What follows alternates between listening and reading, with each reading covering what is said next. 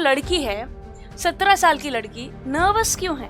Train का इंतजार कर रही है, कमिंग ट्रेन आ रही है उसके नजदीक, ठीक है। शी वॉज डेफ, तो सुन नहीं सकती थी। एक लड़की जो सुन नहीं सकती वो म्यूजिक सीखेगी कैसे? सुन के तो सीखा जाता है। Ron Forbes recognized her potential, वो समझे कि इस बच्ची में चाह है, लगन है, सीखना चाहती है। She told that music flows through every part of her body. Bihar से आया हुआ एक इंसान ऐसे शहनाई बजाता है, लोग सोच भी नहीं सकते, ऐसे ऐसे राग बजाता है। The flowing waters of the Ganga inspired him to invent new ragas. तो जब उन्होंने लाल किला में वहां पर शहनाई बजाई तो आपको पता है ऑडियंस में कौन बैठा था? पंडित जवाहरलाल नेहरू जी बैठे थे। Hello and a very very warm welcome to all my dear lovely students. I hope you all are absolutely fit and fine. तो वक्त आ गया है मेरे प्यारे क्लास 9th के बच्चे जो आगे बढ़ना चाह रहे हैं, सिलेबस को जल्दी से फिनिश करना चाह रहे हैं, थियोरी को दिमाग में रजिस्टर करना चाह रहे हैं, उनके लिए एक और शानदार बेहतरीन लेक्चर ले आने का। सो जब भी कोई भी मूड हो, बजना चाहिए गाना, गाना गाना गाना, बस बजना चाहिए गाना। आप सभी की भी एक अलग सी प्लेलिस्ट होगी। जब आपको मोटिवेट होना हो आप अलग तरह के गाने सुनते हैं, जब आप थोड़े उदास से हो तो अलग तरह के गाने सुनते हैं, कुछ ऐसे गाने होते हैं जो आपको सुकून देते हैं। तो म्यूजिक बहुत सारे लोगों के दिल के तार को छेड़ देता है। सो music is a very different field all together. कुछ लोगों को गाना बनाना पसंद है, तो कुछ लोगों को गाना सुनना पसंद है, तो कुछ लोगों को गाना गाना ही पसंद होता है, राइट। सो म्यूजिक से हर इंसान किसी न किसी तरह से किसी न किसी लेवल पे जुड़ा हुआ होता है। तो आज के लेक्चर में क्यों ना हम इस सुरीले म्यूजिकल माहौल को आगे बढ़ाते हुए बात करते हैं इस लेसन की, जिसका नाम है द साउंड ऑफ म्यूजिक। जी हाँ, म्यूजिकल फील्ड में दो बेहतरीन लोगों के बारे में आज हम जानने वाले हैं। दो ऐसे किरदार जिन्होंने म्यूजिक फील्ड में अपना नाम कमाया और कैसे डिफिकल्टीज को फेस कर कर वो आगे बढ़े, क्या कुछ हुआ उनकी लाइफ में, हम जानने वाले हैं। So it's going to be a very interesting lesson, okay, and I have some surprise for you also. तो चलिए फिर शुरू करते हैं। साउंड ऑफ म्यूजिक को हम पढ़ने वाले हैं। तो एक बेसिक आइडिया कि भाई इस लेसन में क्या होने वाला है, मैं आपको एक बेसिक इंट्रोडक्शन दूंगी, ठीक है, और सारी इंपॉर्टेंट बातों का एक्सप्लेनेशन आपको दे दिया जाएगा। हम समराइज्ड वर्जन में चीज़ों को समझेंगे। एंड वेरी इंपॉर्टेंट बेटा कि जो डिफिकल्ट वर्ड्स हैं उनके मीनिंग्स को हम कवर करें, क्योंकि ये वर्ड्स आपको वोकैबुलरी बिल्डिंग में मदद करेंगे, आपको चीज़ें आंसर लिखने में मदद करेंगे। Okay, when you right an answer, यही मेरी तरफ से आपके लिए एक स्पेशल वोकैबुलरी बिल्डिंग एक्सरसाइज होगी। कई बार बच्चे बोलते हैं मैम हमसे हो नहीं पा रहा है, हम लिख नहीं पा रहे हैं। तो वोकैबुलरी आंसर लिखने में मदद करने के लिए आपको बढ़िया तरीके से अच्छे वर्ड्स मिल जाएंगे जिनसे आपको आसानी होगी। एंड यस, जैसे लगेगा हाँ लेसन अच्छे से समझ आ गया है, फिर हम आगे बढ़ेंगे towards the character sketch. Character sketch, important characters का जानना बहुत ज़रूरी है। इसे पढ़कर भी बहुत सारे क्वेश्चन आसानी से आंसर हो जाते हैं। तो चलिए फिर नेक काम में देरी ना करते हुए शुरुआत करते हैं हमारे लेसन की। So we will begin. तो इस चैप्टर में बेटा मैं बताना चाहूंगी, it is divided into 2 parts. This chapter is divided into 2 parts. Both deal with aspects of music and the legendary musicians who achieved excellence in their respective fields. तो जिन्होंने ना बहुत ज़्यादा एक्सेलेंस अचीव की है अपने अपने रिस्पेक्टिव फील्ड्स में। समझ रहे हो आप इस बात को? तो दो बेसिक इंपॉर्टेंट किरदारों के बारे में हमें जानना है जिन्होंने अपनी फील्ड में बहुत कुछ कमाया है। तो कौन है दो कैरेक्टर्स? इमेजेस को देखिएगा ज़रा। ये दो कैरेक्टर्स हैं जिनके बारे में हम जानने वाले हैं। So let's begin with the female first and then we will go with the male. तो पहले पार्ट में हम फीमेल के बारे में बात करेंगे, तो शुरू करते हैं। So let's begin with the first character. तो बहुत ही फेमस और नाम बहुत इनका बड़ा है। सो हम शुरू करने वाले पार्ट 1 से। तो इस लड़की का क्या नाम है, क्या इसकी कहानी है, चलिए जानना शुरू करते हैं। So this is a story about a little girl who is about 17 years. तो उम्र कितनी है इस बच्ची की? 17 साल की। देखते हैं 17 साल की उम्र की इस लड़की के साथ हो क्या रहा है। So she was nervous for the coming train. It was her first day at the famous Royal Academy of Music in London. आपसे पूछा जा सकता है कि ये जो लड़की है 17 साल की लड़की नर्वस क्यों है? ट्रेन का इंतजार कर रही है, कमिंग ट्रेन आ रही है उसके नज़दीक, ठीक है। उसका फर्स्ट डे था famous royal academy of music London में। तो आपको ये बात याद रखनी होगी बेटा जी कि ये जो रॉयल एकेडमी ऑफ म्यूजिक है ना लंदन में, it's a very big academy और यहाँ पर इसका पहला दिन है 17 साल की लड़की का। ओके, सो ये पूछा जा सकता है क्या उम्र थी उस लड़की की जब उसने royal academy of music join किया? तो इट वाज 17 ईयर्स। और अब इस कहानी की खास बात क्या है? 17 साल में एक लड़की, ठीक है, म्यूजिक सीखने जा रही, बड़ी बात क्या है? बड़ी बात यह है कि ये लड़की डेफ है। जी हाँ, शी वॉज डेफ। तो वो सुन नहीं सकती थी। एक लड़की जो सुन नहीं सकती वो म्यूजिक सीखेगी कैसे? सुन के तो सीखा जाता है। देखते हैं। So she was facing a bigger challenge in life. तो उसकी लाइफ में और भी बहुत सारे चैलेंजेस थे।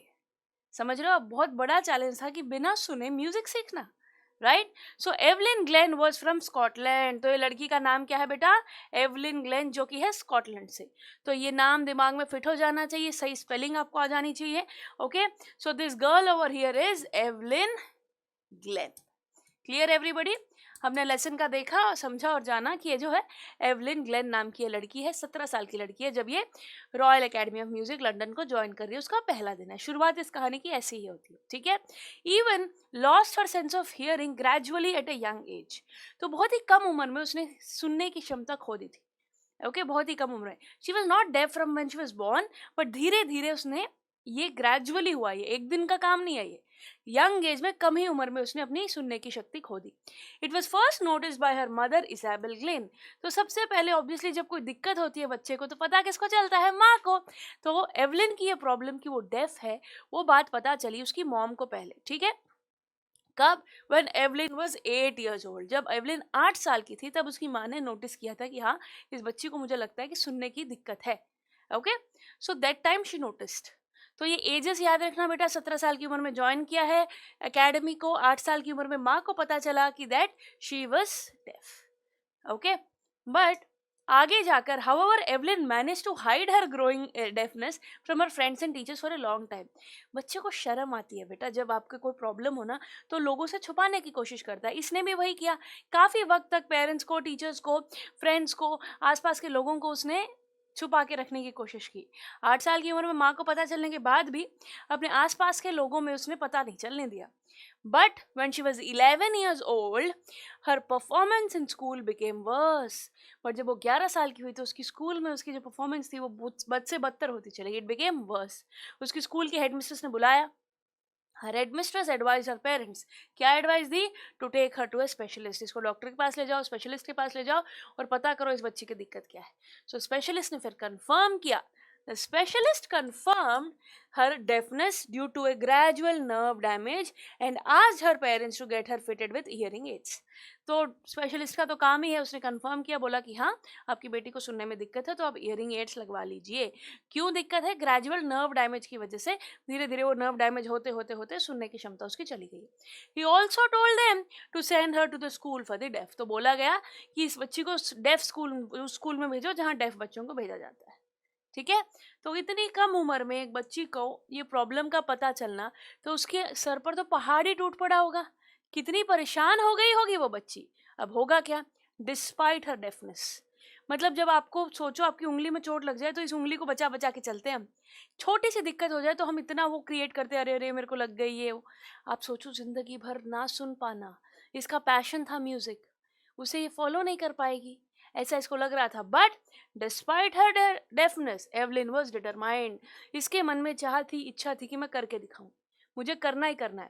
To lead a normal life and pursue her interest in music. तो उसने सोचा मेरा जो इंटरेस्ट है म्यूजिक को लेकर, जो मेरा पैशन है म्यूजिक सीखने का, वो मैं छोड़ूंगी नहीं, चाहे मैं डेफ ही क्यों ना हूँ। उसके मन में इच्छा थी सीखने की। One day she noticed a girl playing a xylophone and decided to learn to play it. एक बार इसने देखा कोई एक लड़की थी xylophone बजा रही थी। एक इंस्ट्रूमेंट होता है जैसे पियानो होता है वैसे xylophone होता है। तो इसका भी मन कर गया कि मुझे सीखना है, मुझे भी ये बजाना है। She wanted to and she decided to learn to play it. Most of the teachers discouraged Evelyn. तो ऑब्वियसली जब कोई एक लड़की, डेफ लड़की जाके बोली मुझे xylophone बजाना सिखाना है, तो कोई भी टीचर, बहुत सारे लोगों ने मना ही किया। बट एक बहुत ही फेमस परकशनिस्ट थे Ron Forbes recognise her potential. वो समझे कि इस बच्ची में चाह है, लगन है, सीखना चाहती है, और उन्होंने सपोर्ट किया था। तो he supported Evelyn in achieving her goal. तो आपको पूछा जाएगा कौन था वो जिसने एवलिन के पोटेंशियल को रिकॉग्नाइज किया, उसको सपोर्ट किया? तो ये उनके टीचर थे Ron Forbes, famous percussionist. Percussionist वो होता है बेटा जो बहुत सारे इंस्ट्रूमेंट अच्छे से बजा सकता हो, ठीक है? परकशनिस्ट वो होता है। तो उन्होंने बजाना बच्ची को सिखाया और एक बहुत ही इंटरेस्टिंग टेक्निक भी सिखाई।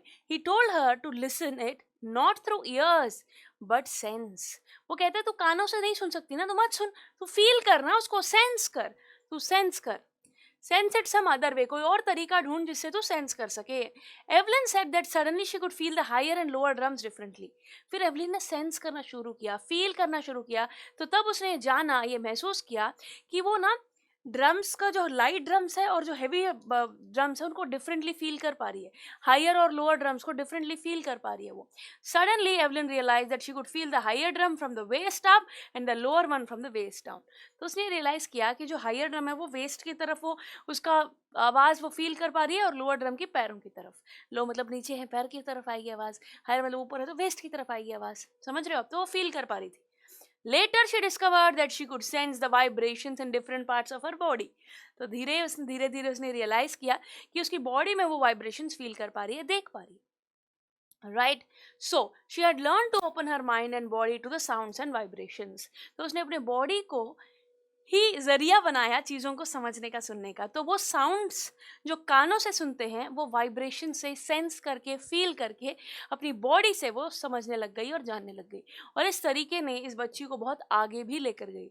फिर एवलिन ने साइलोफोन सीखा। She joined a youth orchestra and tour the United kingdom with them. तो सिर्फ ऐसा नहीं है कि बस हॉबी के लिए सीखा और छोड़ दिया, उसे सीखा और अगले लेवल पर भी लेकर गई। ठीक है, ऑर्केस्ट्रा को ज्वाइन किया, यूके गई, उनके साथ टूर किया, सबके साथ गई। और जब वो 16 साल की थी, when she was 16 she decided to make music her life। तो 16 ईयर्स की एज में वो समझ गई थी कि मेरी ज़िंदगी में एक ही पैशन है, क्या करना है मुझे लाइफ में, मुझे म्यूज़िक को ही करना है। Okay, she chose music in her life at the age of 16, and then she auditioned for the Royal Academy of Music and scored one of the highest marks in the history of the academy। तो जब उसने decide कर ही लिया कि मुझे music को ही चुनना है, तो उसने सीखने के लिए एकेडमी में ऑडिशन दिया, और वहाँ पर जो रिजल्ट आया ना, she was one of the best. History में इतने नंबर किसी के नहीं आए थे, जो लोग सुन के बजाते हैं उनसे बेहतर रिजल्ट आया इस बच्ची का, समझ रहे हो आप? So she gradually left the orchestral work and started giving solo performance. तो धीरे धीरे अपना नाम कमाने के लिए ग्रुप को छोड़कर वो सोलो परफॉर्म करने लग गई, और उसका बहुत नाम हुआ बेटा। At the end of her 3-year course she had received most of the top awards. तो उसने बहुत अवार्ड्स गेन किए वहाँ पर रॉयल म्यूजिक एकेडमी में। मतलब 3 साल का कोर्स होता है, वो ख़त्म होने से पहले बहुत कुछ सीख गई थी, बहुत सारे अवार्ड्स उसने रिसीव किए। और she became the world's famous, she became the world's most famous कह सकते हैं हम, मल्टी परकशनिस्ट। उसने सिर्फ जाइलोफोन ही नहीं बल्कि बहुत सारे और भी इंस्ट्रूमेंट्स बजाए। तो she became a multi percussionist, instrument बजाने वाला परकशनिस्ट, बहुत सारे बजाने वाला multi percussionist, right, with a mastery over some 1000 instruments. 1 2 3 4 100 नहीं, हजारों इंस्ट्रूमेंट्स बजाना इस बच्ची ने सीख लिया। She speaks Scottish flawlessly. Scotland से है तो ऑब्वियसली स्कॉटिश भाषा तो बोलेगी ही, बिना कोई गलती के, बिना कोई लूप होल के, फ्लॉलेसली, बहुत सुंदर बोलती थी स्कॉटिश। और इतना ही नहीं, उसने सीखा, and she also learn French and Japanese. सीखने की लगन देख पा रहे हो आप? सुन नहीं सकती पर बोल रही है, स्कॉटिश तो बोल ही रही है, फ्रेंच भी बोल रही है, जापानीज भी बोल रही है सीख कर। In 1991, she was honored with the Royal Philharmonic Society's prestigious Soloist of the Year award। तो 1991 में उसको अवार्ड मिला, बहुत ही फेमस अवार्ड था ये, ठीक है। तो आपको याद रखनी है चीज़ कि इस बच्ची ने बहुत नाम कमाया, डेफ होने के बावजूद भी मेहनत के साथ, लगन के साथ बहुत सारी जगहों पर अपने आर्ट को प्रेजेंट किया, लोगों से वाहवाही पाई, सराहना पाई, और अवार्ड्स तो फिर मिलने ही थे। ओके, सो 1991 में बहुत बड़ा फेमस अवार्ड भी इन्होंने रिसीव किया, ठीक है।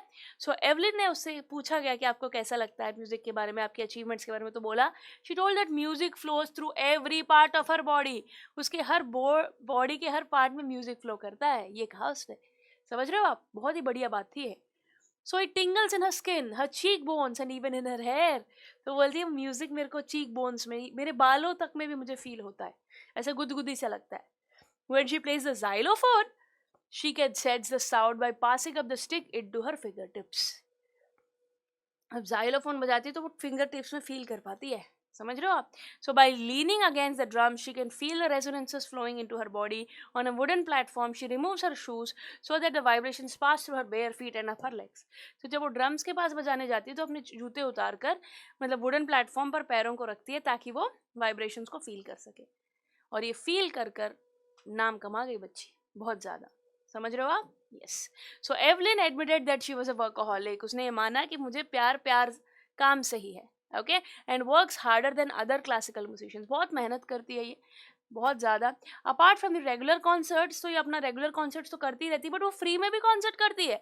She gives free concerts. कहाँ पर फ्री पे काम करती है? प्रिजन्स में एंड हॉस्पिटल्स में।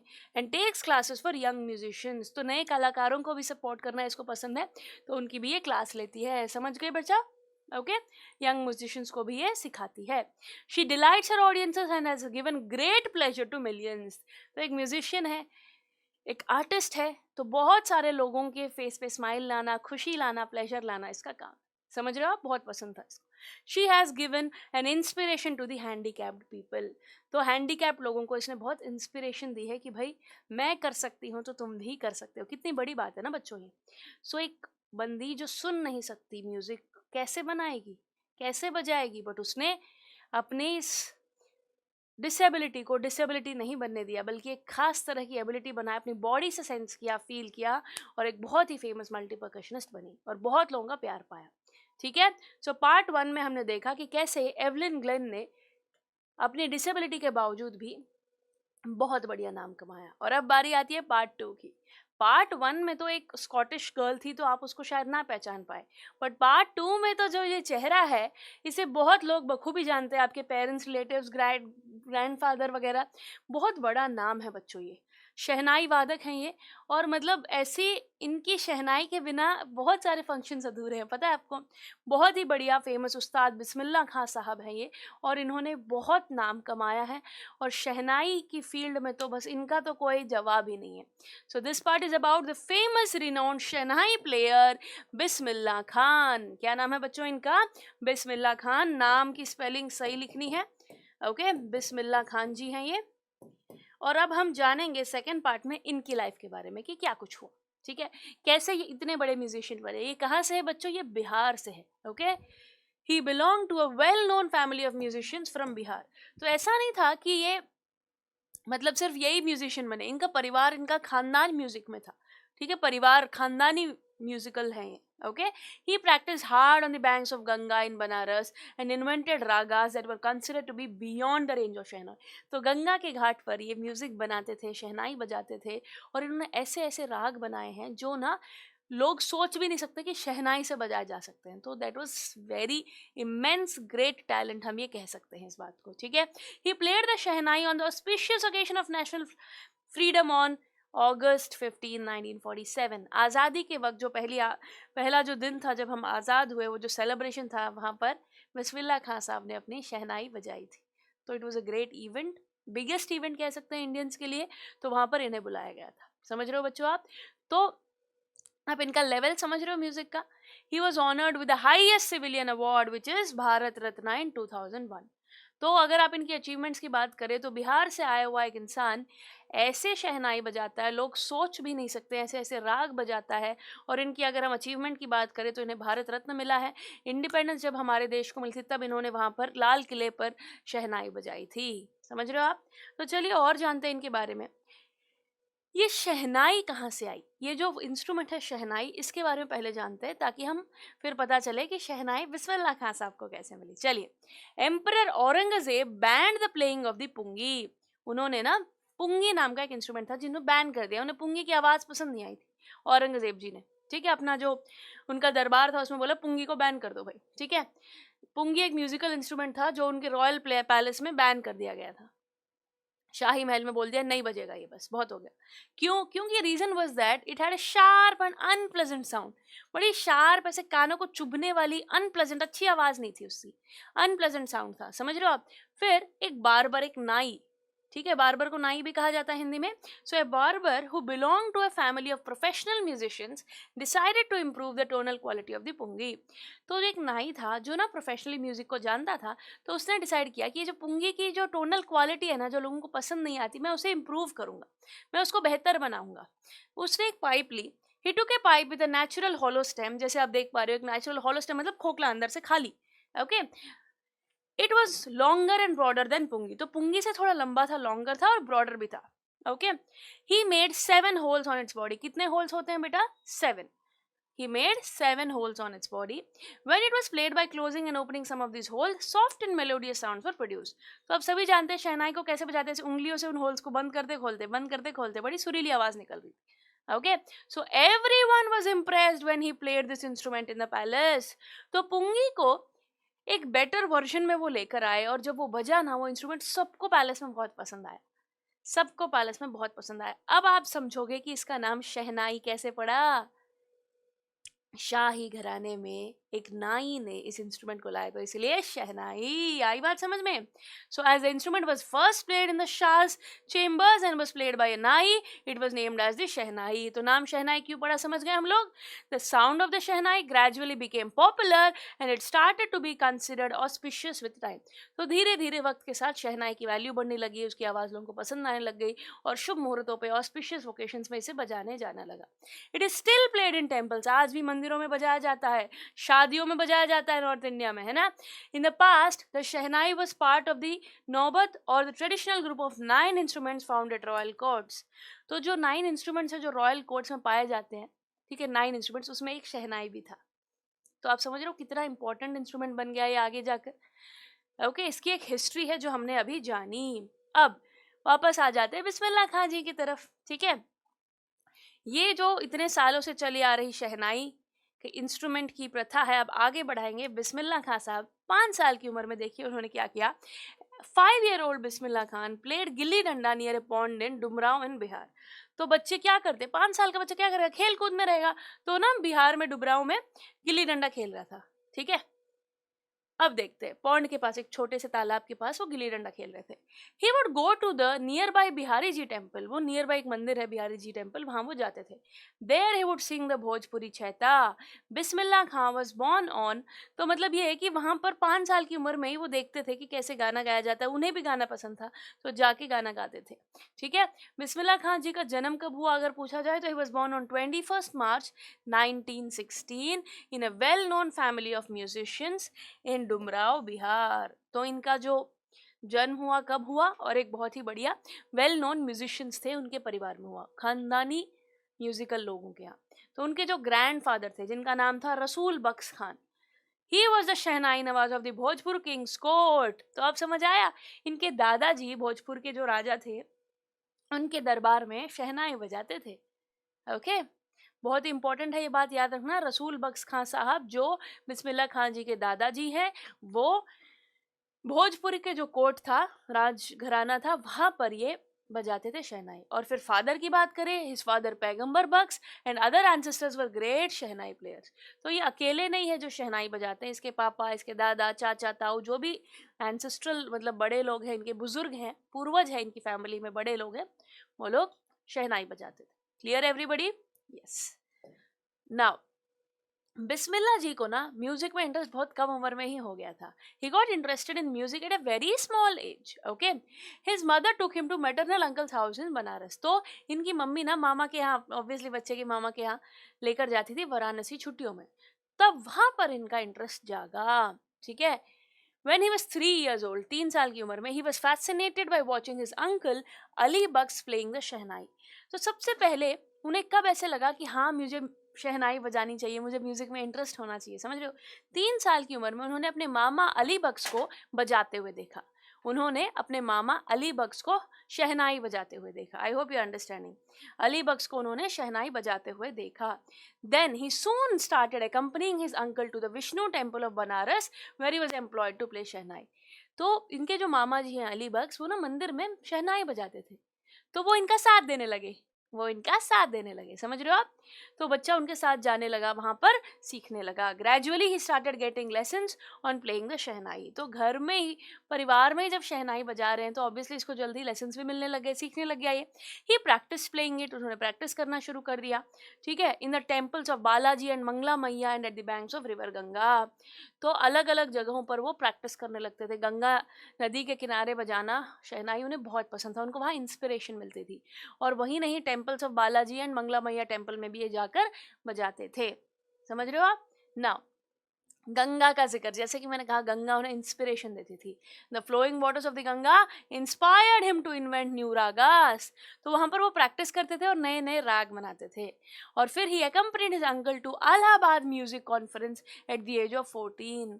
आप देख पा रहे हो कितनी कम उम्र में इन्हें कितना एक्सपोजर मिला, क्योंकि फैमिली में ही शहनाई वादक लोग थे तो वो ना सपोर्ट करते थे, सिखाते थे। और 14 साल की उम्र में ये ना अलाहाबाद के म्यूजिक कॉन्फ्रेंस में पहुंच गए थे।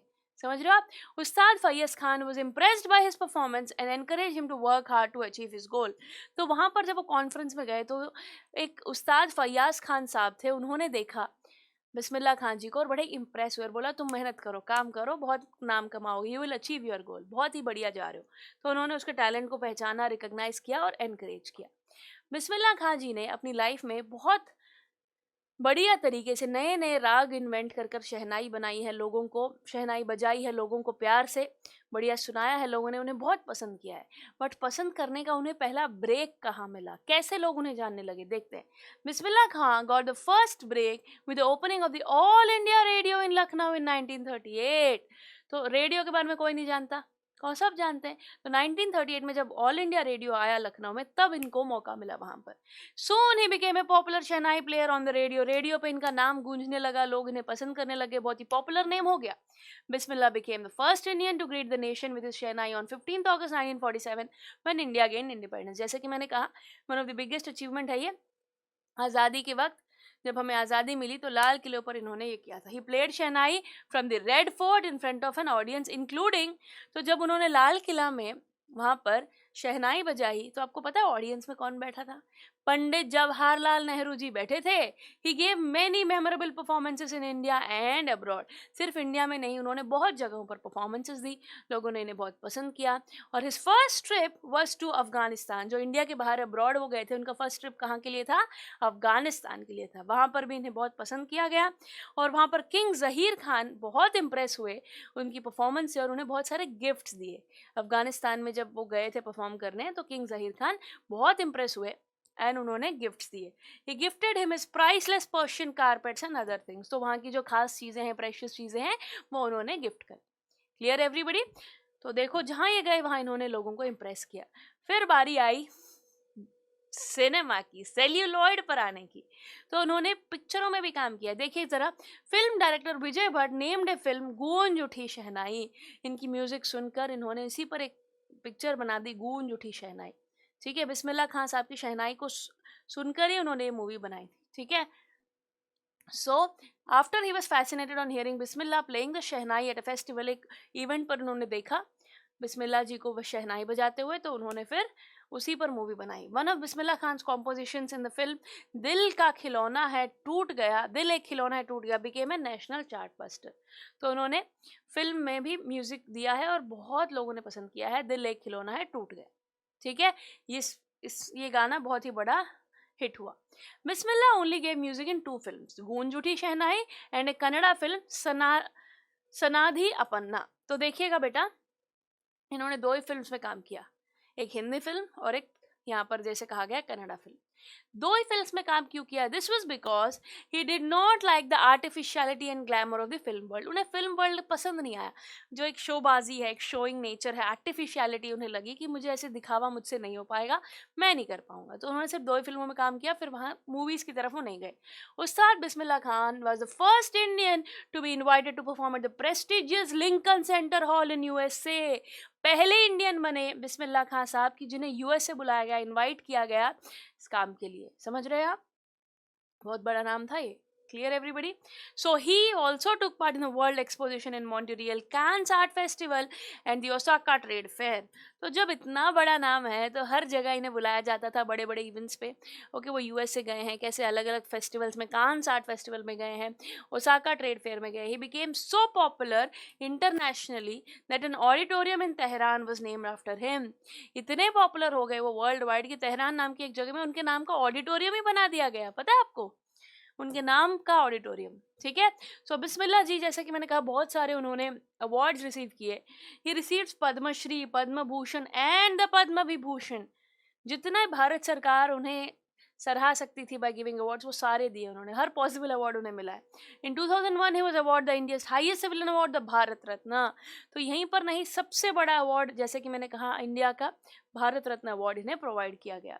ही recommended Indians to teach music to their children as it's Hindustan's richest tradition. Bismillah Khan इन्होंने एनकरेज किया, बोला कि हमारे बच्चों को, हमारे लोगों को म्यूजिक सिखाइए, हमारे इंडिया का रिचेस्ट कल्चर है, हेरिटेज है ये, म्यूजिक इन्हें सिखाना चाहिए। ठीक है, बहुत सारी कंट्रीज में उन्होंने ट्रैवल किया, but he was extremely fond of Banaras and Dumraon. Obviously अपनी मिट्टी की बात ही कुछ और होती है, अपने घर की बात ही कुछ और होती है। तो वो दुनिया देख ली, पर बोलते ना सबसे बढ़िया होम स्वीट होम, अपना ही देश सबसे अच्छा लगता है। तो इन्हें बहुत खास लगाव था अपनी जगह से, अपने बनारस से। Okay, this remained the most wonderful towns of the world for him. पूरी दुनिया घूम ली, पर मुझे अभी भी सबसे अच्छा मेरा गाँव लगता है, ऐसे वो कहते थे। उन्हें ऑफर भी मिला, but he refused. He also refused one of his students offered to head a Shehnai school in USA by saying that he could not find the Ganga there. USA में इनके एक स्टूडेंट ने इनको offer दिया कि आप यहाँ पर आ जाइए, यहाँ पर शहनाई स्कूल बनाते हैं, लोगों को म्यूजिक सिखाते हैं। तो इन्होंने मना कर दिया, ना जी ना, मेरा मन नहीं लगना, मुझे मेरे गंगा किनारे ही बैठना है। ओके, गंगा बनारस ही जाना है। His life is a perfect example of rich cultural heritage and secularity of India. So हमारे देश को रिप्रेजेंट कर रहे एक मुस्लिम इंसान मंदिर में शहनाई बजा रहा है, शादियों में शहनाई बजा रहा है, इवेंट्स में शहनाई बजा रहा है, त्योहारों पे बजा रहा है। आप समझ रहे हो कितना रिच कल्चर हेरिटेज है। This is Indianness, right my dear students?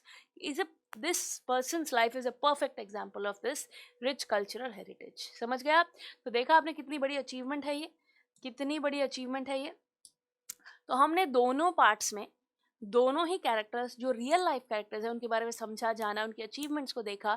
Bismillah Khan जी को खान साहब भी कहा जाता था, खान साहब। ओके, इनको प्यार से ऐसे बुलाया जाता था। आप देख पा रहे हो कितने इन्होंने अचीवमेंट्स किए हैं, क्या कुछ इन्होंने पाया है, कितनी मेहनत की है। इनकी फैमिली भी म्यूजिकली थी, तो इनके मामा जी का नाम पता होना चाहिए आपको, जिन्होंने इनको इंस्पायर किया। राइट, सो चलिए अब हम क्या करेंगे बेटा, इन दोनों ही लेसन्स के कुछ डिफ़िकल्ट वर्ड्स हैं जिन्हें आपको जानना ज़रूरी है, ताकि एग्जामिनेशन में अगर सिनोनिम बेस्ड क्वेश्चंस आए तो आप आंसर कर सको, और इतना ही नहीं, खुद की वोकैबुलरी भी इंप्रूव कर सको। आंसर्स में आप इन वर्ड्स को यूज़ कर सकते हो। ठीक है, तो चलिए बता देती हूँ मैं। सबसे पहले रश आर। रश आर क्या होता है बेटा? जब बहुत ज़्यादा भीड़ भाड़ होती है। ये एवलिन ग्लिन के लेसन की बात है, जहाँ पर वो जो ट्रेन के टाइम पे ऑब्वियसली रेलवे स्टेशन पे रश आवर था, right? The usual hours of going to office and returning from the office when there is a lot of traffic. Rush hour उसी को कहते हैं, बहुत बार भीड़ भड़क्का होता है।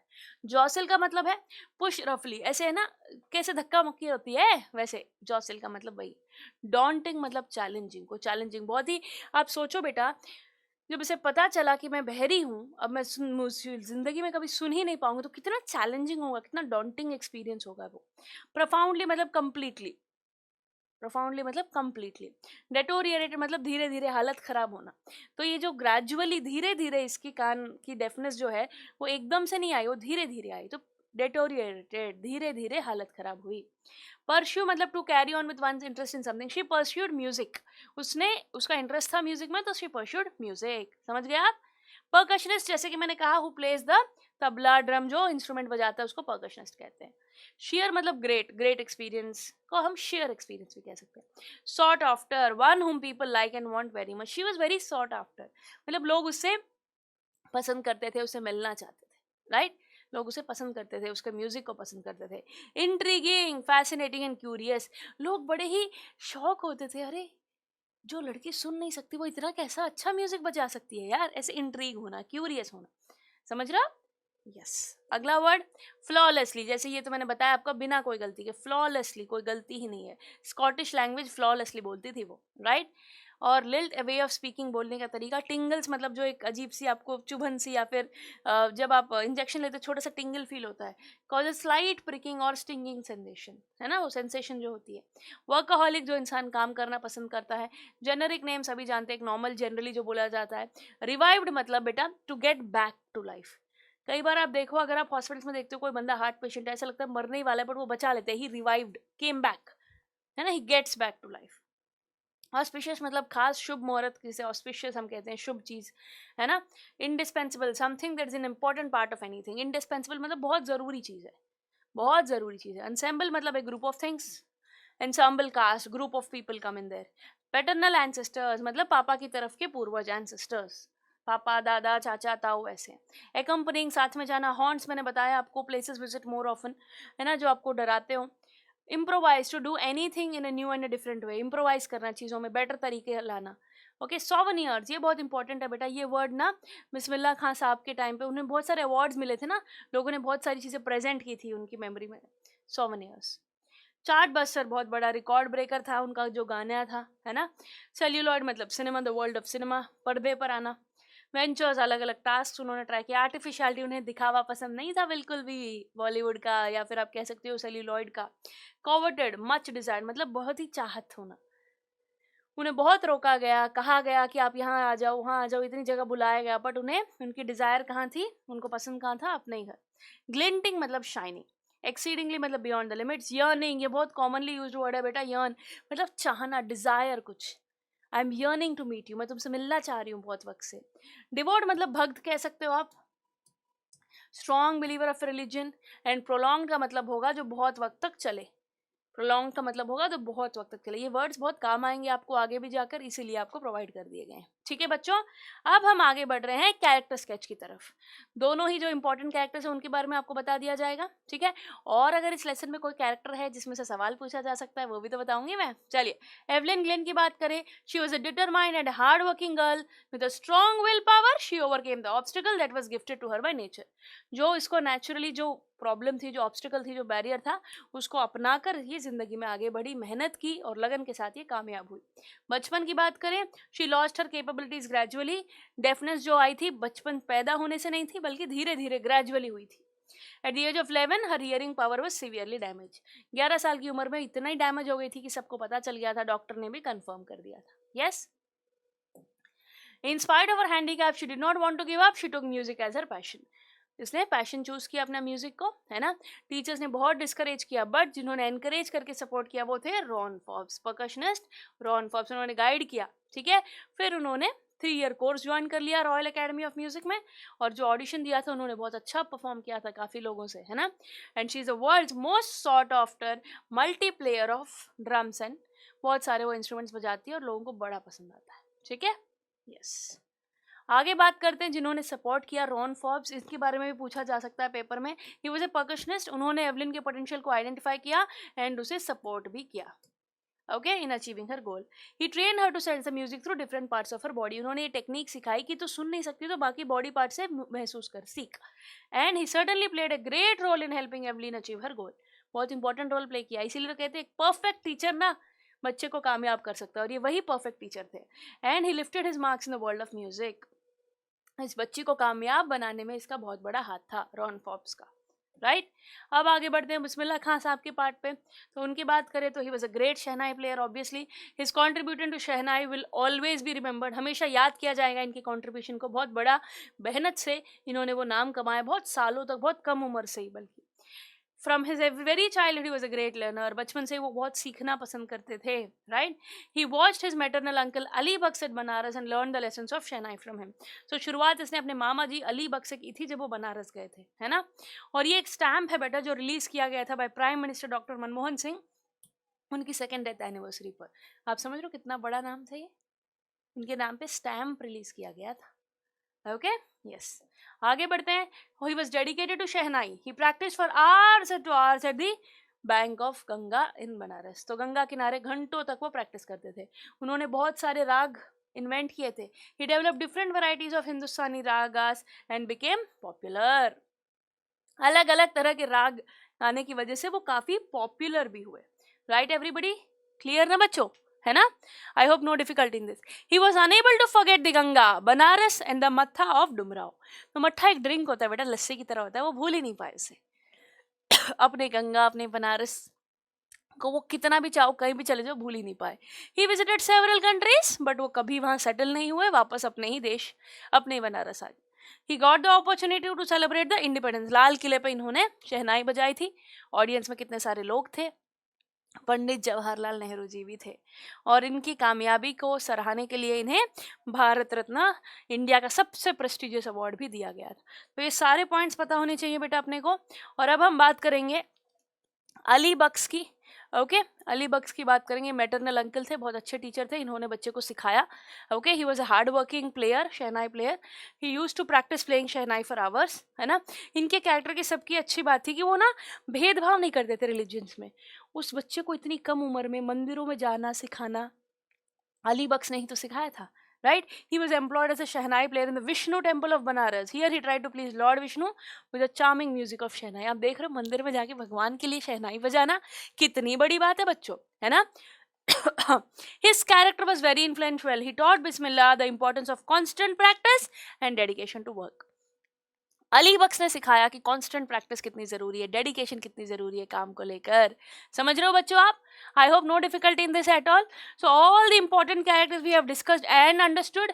सो एवलिन ग्लेन और उस्ताद बिस्मिल्लाह खां साहब की लाइफ से हमने जाना कि मुश्किलें कितने ही क्यों ना हो, अगर कंसिस्टेंसी है, डेडिकेशन है, आप में हार्ड वर्किंग स्पिरिट है, तो कितने ही ऑब्स्टिकल्स क्यों ना आए, कितने ही बैरियर्स क्यों ना आए, आप ज़रूर आगे बढ़ोगे। तो इसी पॉजिटिव नोट के साथ अब हम मिलेंगे अपने अगले लेक्चर में। तब तक के लिए अपना ध्यान रखिए, खुश रहिए, और जो कंटेंट मैंने आज आपको प्रोवाइड किया है इसको समझने के बाद जब आप प्रैक्टिस शीट को सॉल्व करोगे तब आप बहुत कॉन्फिडेंट फील करोगे। So my dear students, you just keep going, do your best, and please my request is कि वक्त बहुत कम है तो टाइम वेस्ट नहीं करना है। तो आपकी ये प्यारी पूजा मैम साइनिंग ऑफ, मिलेंगे जल्द ही, तब तक के लिए take care everybody, bye bye.